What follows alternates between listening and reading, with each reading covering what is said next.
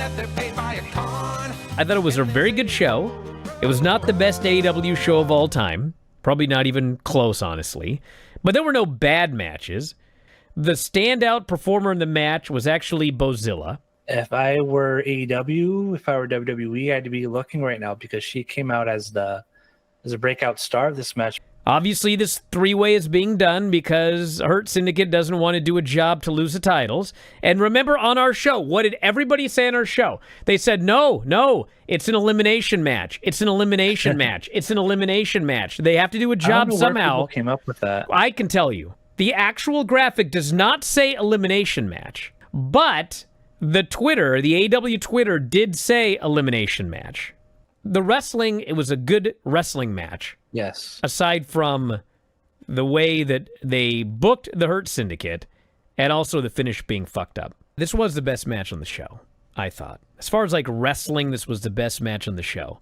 So we had a very dramatic Will Ospreay video. Yes. I mean, they made it abundantly clear that like he's done after this match.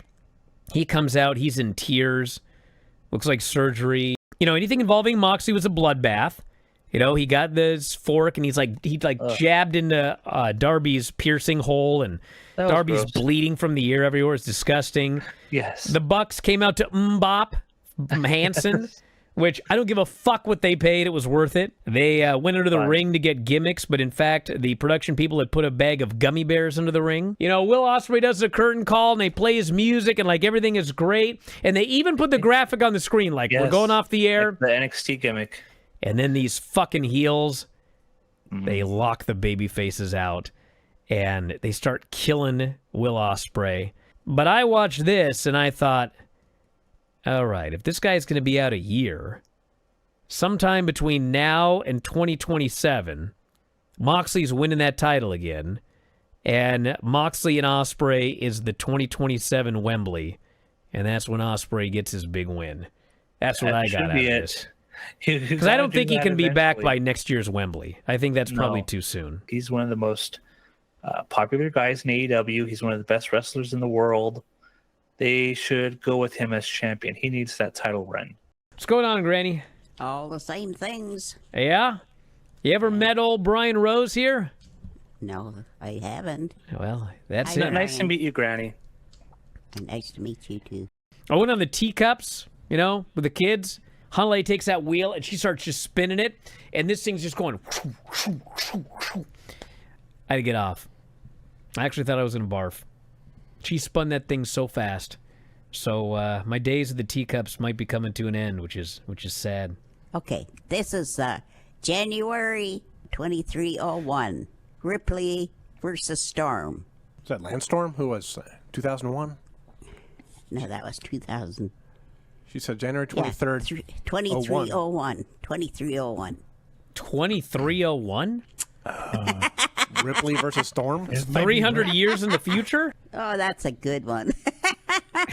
He scared off Bryan. Brian's there? Oh, I think... No, he's not. Where did he go? I'll bet something happened with his dog. You know what I mean? Hey, you know they're opening an In-N-Out around here? Yeah, people are waiting 6 hours to get food. The guy that was in line first sat in his car for 14 hours to get a double-double. As a Californian, I'm kind of amazed by everyone's amazement by In-N-Out. It's good. This is exactly like Chick-fil-A. It's chicken.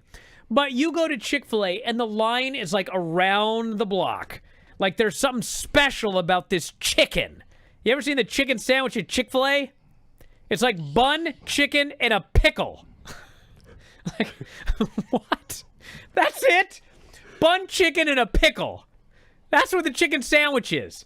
You idiots are waiting in line around the block 3 times for a piece of chicken, a bun, and a pickle? God. This fella here, get up on the mic in the chat. He says when Cash was on his way to the ring, there was a fan. Like a FedEx guy. They got into it, and they were screaming at each other. And get up on the mic says they kicked that guy out. This was really good. One of the better matches on the show. Moxley is trying to recruit Garcia. He's putting him over, patting him on the back, Garcia's shoving him away. He doesn't want anything to do with the Death Riders. He leaves all angry. And I guess it's going to be a slow build towards Garcia turning heel. I don't know why. I don't think this is one that needs a slow build. He's doing nothing as a babyface. Just turn this guy already. Renee Paquette interviewed 9 belts Monet. Ultimo Dragon wasn't winning small independent belts from He wasn't going to like Poland and winning their title. No, I mean, It's fine. All these belts on the table, it's looking more and more silly. He introduced a new baby. Another baby. I joked that this was his 34th baby, but then Dave alerted me that it is his 9th baby. That's a lot of kids. And I thought Jacob Fatu had a lot. He has 7. Oh, my God. But Mark Briscoe hasn't beat. It does seem like every couple of months there's a new baby. I feel like we have seen another baby recently. I don't know how his wife does this, but these babies are coming out quick. Very quick. We got to have something for All Out. You could do Hangman MJF for the second time. You could do Hangman and Briscoe if Briscoe does the gimmick where he wins the contract. Yeah. Or, I mean, if they really want to try to put a hurting on WWE, the biggest match they could do is probably Hangman and Omega. I think a lot of what Darby does is illusory. An illusion. You know, it's not quite as bad. He has a great ability to make it look like he killed himself.